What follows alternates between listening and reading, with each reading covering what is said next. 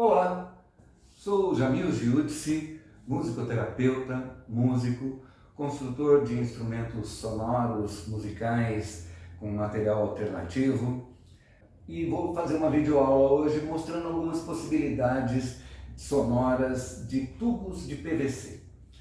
Eu escolhi tubos de PVC por ser um tubo de fácil aquisição.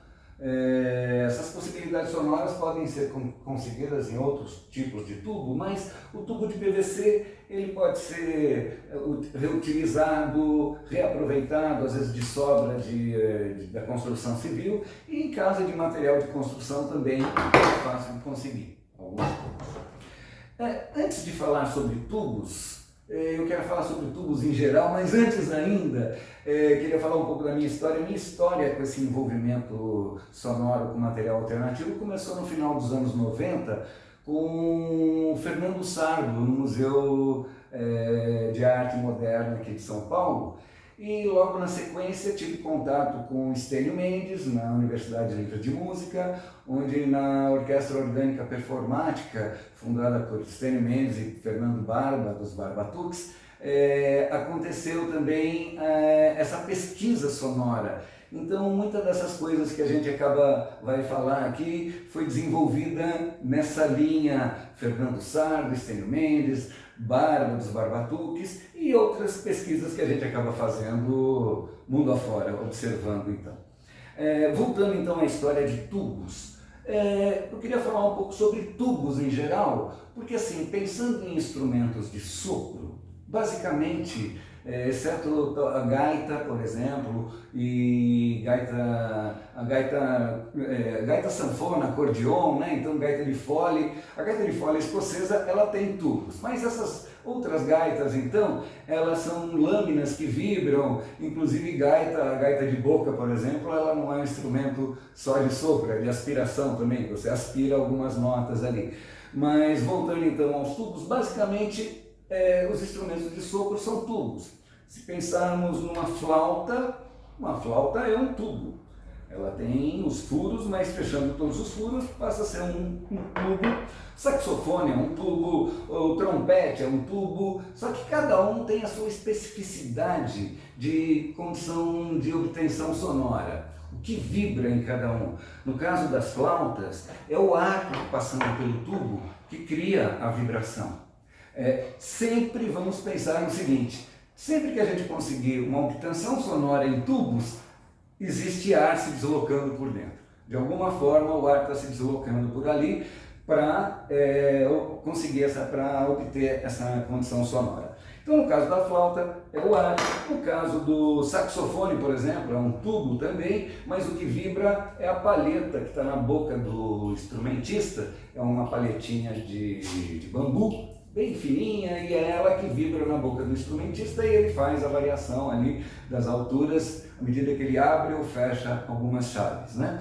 O trombone, trompete, a trompa, inclusive a trompa, ela é o instrumento mais comprido da orquestra, ela tem mais de 3 metros, então é um tubo muito longo, que é todo enrolado ali, né? Então ele parece ser curto, pequeno, mas é um instrumento bastante longo. E a gente vai falar sobre comprimento para poder explicar um pouco as afinações ou alturas, né? Graves e agudos estão bastante relacionados a comprimentos. A gente vai ver isso aí daqui a pouquinho. Então, voltando então às possibilidades, no caso do trompete, do trombone e da trompa que eu estava falando, são os lábios do instrumentista que vibram. Vou tentar fazer aqui.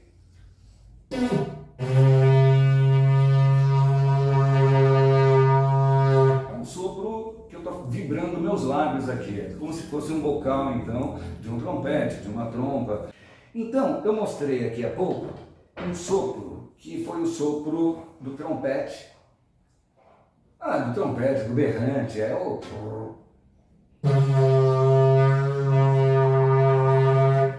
tenho um outro tubo menor, mais curto. Vou conseguir um som mais agudo. Eu tenho que pegar a tonalidade aqui ainda, porque eu estou experimentando o instrumento.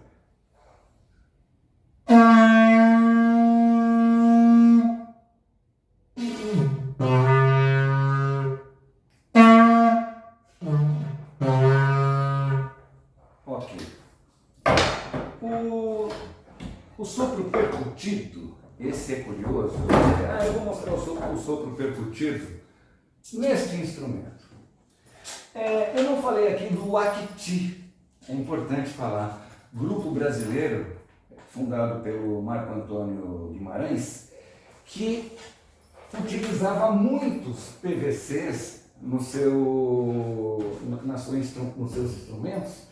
Entre eles tem o grande Pan, que ele é percutido também. Eu aqui vou percutir com um chinelo, mas qualquer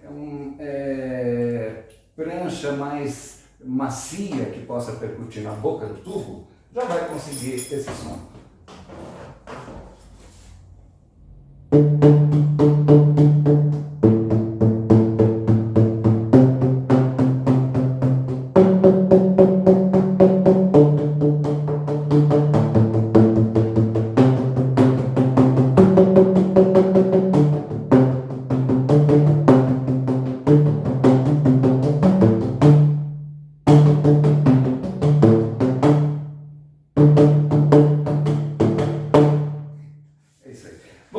Esses tubos aqui, ó, eles são vazados, eles são abertos, não são fechados.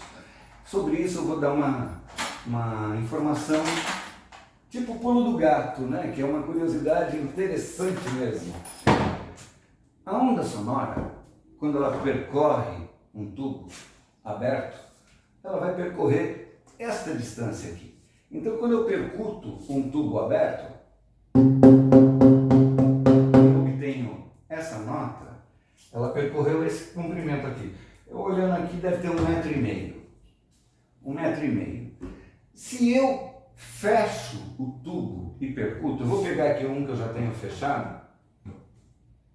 Então eu tenho aqui um tubo, ele está fechado aqui, com caps, depois eu vou mostrar. Caps é uma peça que a gente compra avulsa e dá para lixar, colar direitinho.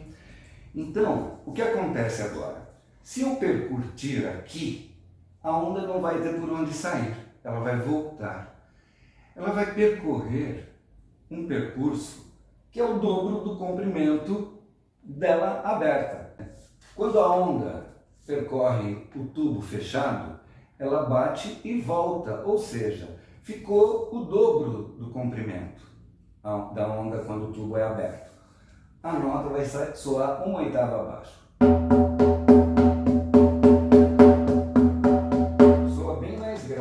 Ó, apesar do outro cano ser mais comprido, vamos tocar os dois aqui. Vamos ver o que vai acontecer.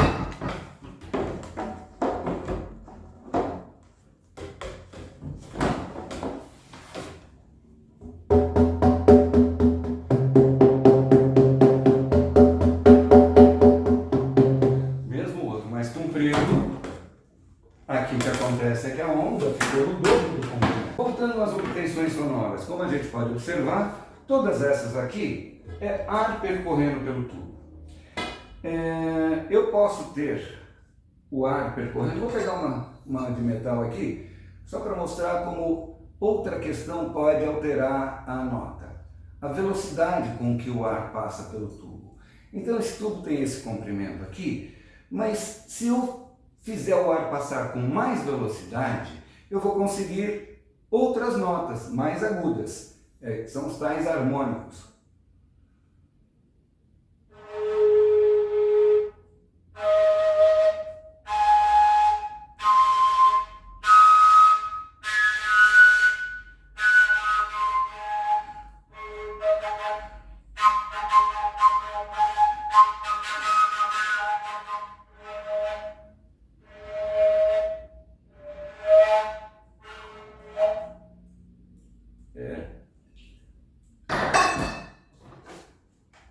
Sobre flautas e comprimentos ainda, eu falei que ia falar sobre comprimentos.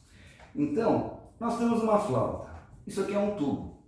À medida que eu vou tirando os dedos, eu estou encurtando o comprimento da flauta. O ar que tinha que percorrer todo o tubo para sair, começa a sair antes. Ou seja, de novo, a gente está trabalhando com comprimentos, para alterar alturas aqui. Então, vou lá soprar a flauta só para esse entendimento ficar mais sonoro. Vou encurtar, né?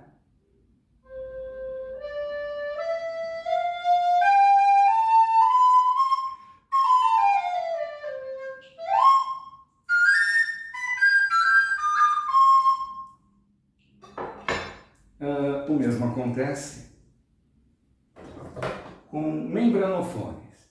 Esse aqui é um membranofone, feito de PVC também, que o que vibra é um plástico na beirada. Eu vou fazer depois um bexigofone.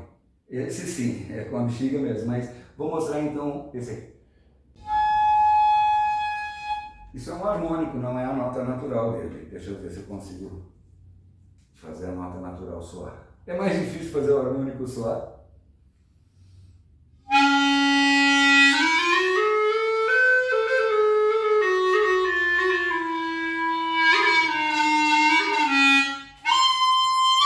Só porque eu falei duas vezes só o harmônico aqui. Às vezes no saxofone eles chamam de guincho, quando o harmônico não sai proposital, né? Quando sai só esse. Bom, voltando aos tubos, já mostrei. Sim, eu queria mostrar a flauta harmônica. Então, de novo, aquela história: comprimento versus velocidade do ar. O que acontece aqui? Eu tenho uma flauta mais comprida que a outra, então essa aqui vai ter som mais grave. Eu vou soprar a tônica para tentar fazer chegar aí o som mais grave.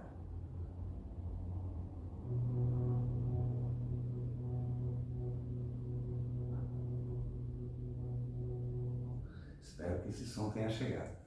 O som mais grave desse lá. Porque essa está afinada em Lá.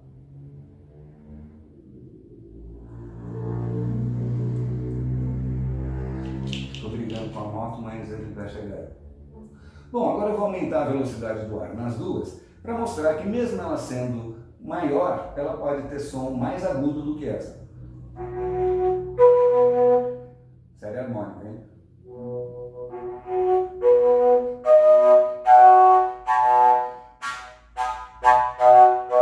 Esse aqui, ó.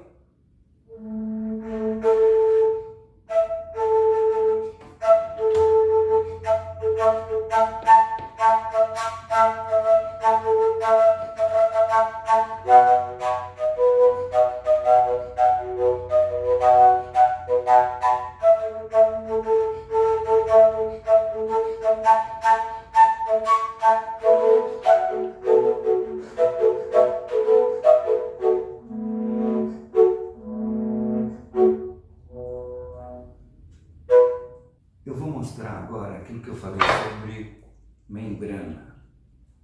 Membrana, uma bexiga, balão. Eu vou pegar 2 canos de PVC aqui, ó. Eu já cortei, eles estão cortados com medida aleatória, não tem afinação aqui, eu só quis fazer um maior que o outro e já lixei as beiradas para não comprometer a duração da bexiga, que é um material que não dura muito mesmo, então se puder evitar que ela gaste logo. Bom, eu já tinha feito aquele sopro, vou mostrar que existe uma possibilidade de percutir também na própria mão esses tubos, ó.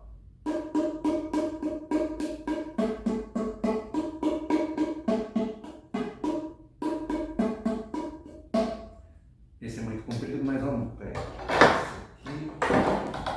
3 tamanhos diferentes. É que esse não era para fazer isso, mas quem sabe.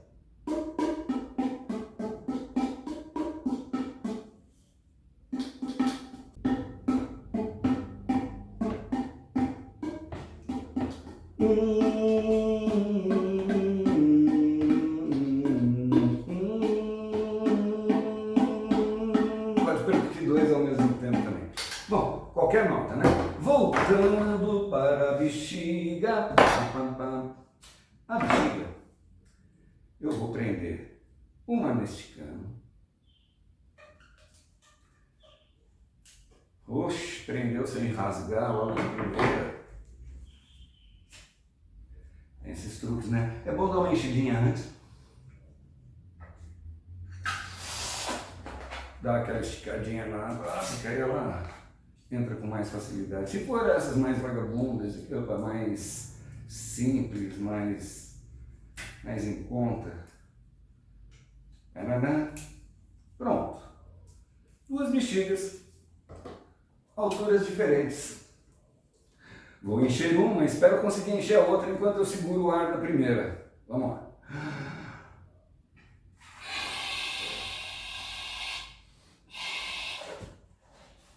Seguro o ar da primeira para poder encher a segunda. É que eu quero tocar as duas ao mesmo tempo. Nem sei, vamos ver. Deve dar. Não sei nem que som vai sair, mas vai ser legal.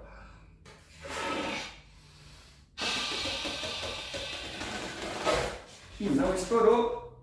Bom, essa bexiga é muito simples. 3 já estouraram.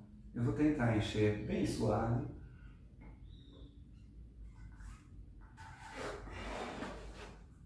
Só até aqui. Só para poder mostrar esse som, que é este som.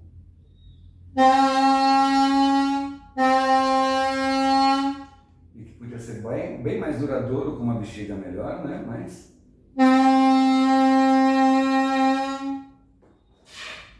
E no outro. Vou aproveitar a mesma bexiga, então, ainda no outro cano, para mostrar a outra sonoridade com um cano maior.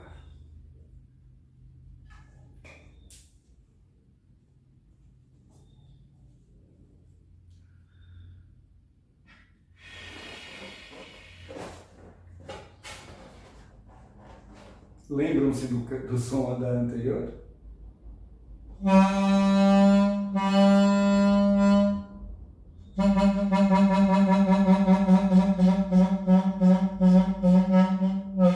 Bom, apesar de ter estourado a bexiga aqui, existe uma... Pausa, vamos ver, a tesoura está aqui? Não, então vai sem tesoura mesmo. Uxi, o cara tá nervoso. Quando eu falei do sardo no começo da nossa videoaula, ele também faz, ou me apresentou pela primeira vez, o beliscofone. O beliscofone é o seguinte: nós vamos pegar um tubo de PVC, pode ser esse curtinho. Não, vou pegar um menor, ó, um mais estreito, perdão, com um diâmetro menor, porque essa bexiga é muito pequena. E nós vamos beliscar. Preciso aumentar a tensão. Membranas, elas variam no instrumento, tanto a tensão dela quanto o comprimento do instrumento. Então, um instrumento grande, comprido e com a pele, no caso de uma membrana, pouco tensionada, vai ser um som grave. Mas você pode esticar a pele e ir conseguindo sons mais agudos. Acabei de esticar a pele agora, vamos escutar novamente? Eu estou beliscando. Eu posso percutir com suavidade.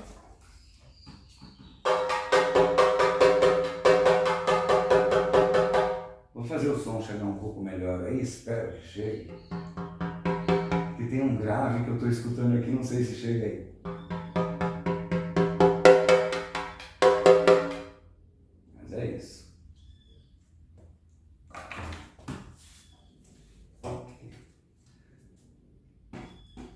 Sobre comprimentos, lembra que eu estava falando que a gente tem algumas coisas curiosas?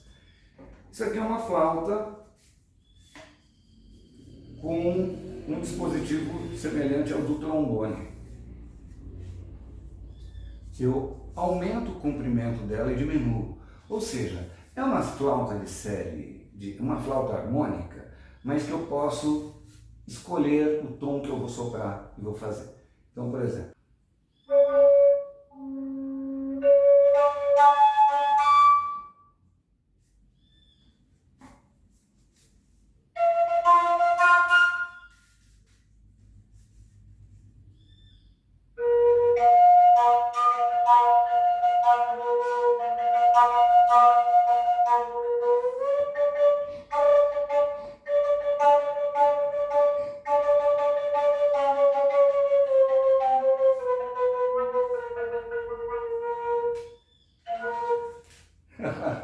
sabia que ia acabar. Bom, outros com membrana. Esse aqui eu chamo de membranofone tríade. Eu tenho aqui um compartimento, uma câmara, que recebe o ar soprado. O ar que eu sopro dentro dessa câmara,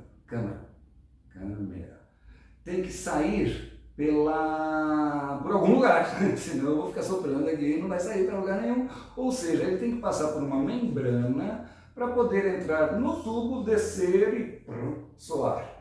Ou seja, é a membrana que vai vibrar aqui.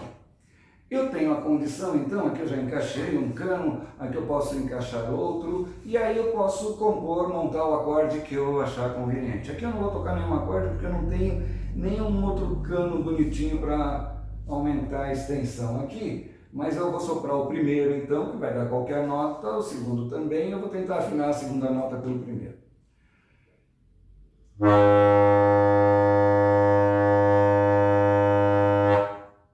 Segunda nota.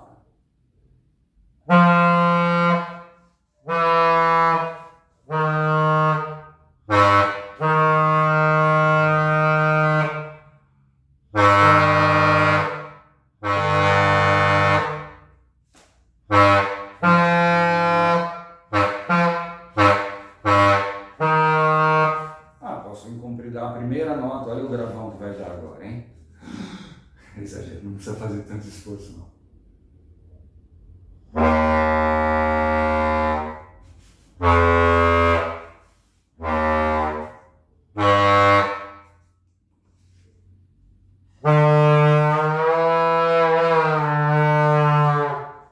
O último curtinho vai soar aqueles brinquedinhos, né? Mas ó, dá pra mexer nessa altura aqui também, ó.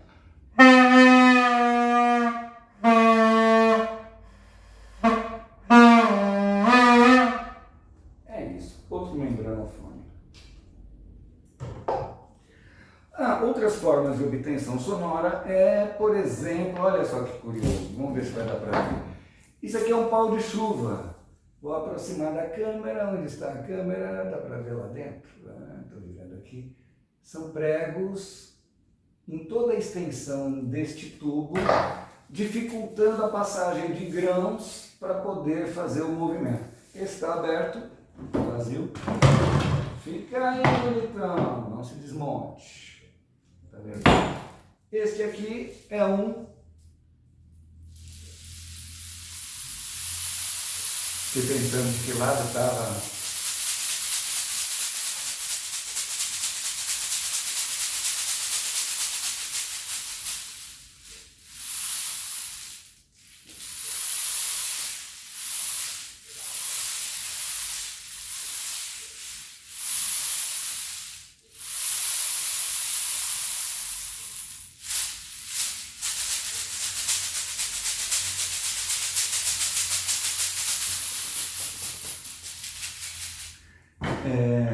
Pode ser feito um reco-reco. O reco-reco necessitaria de fazer vincos. Você cria vincos com uma lima, por exemplo, e passa uma jaqueta nele. Eu vou fazer um barulhinho de reco-reco aqui na própria trama desse pau de chuva.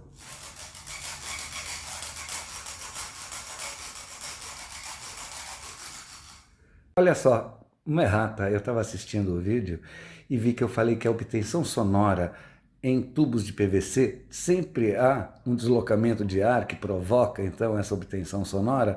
Depois eu acabei apresentando o pau de chuva, falei do reco-reco. Nesses casos, então, ele está funcionando mais como um amplificador sonoro, mas não necessariamente o ar se deslocando para que seja obtido o som, ok?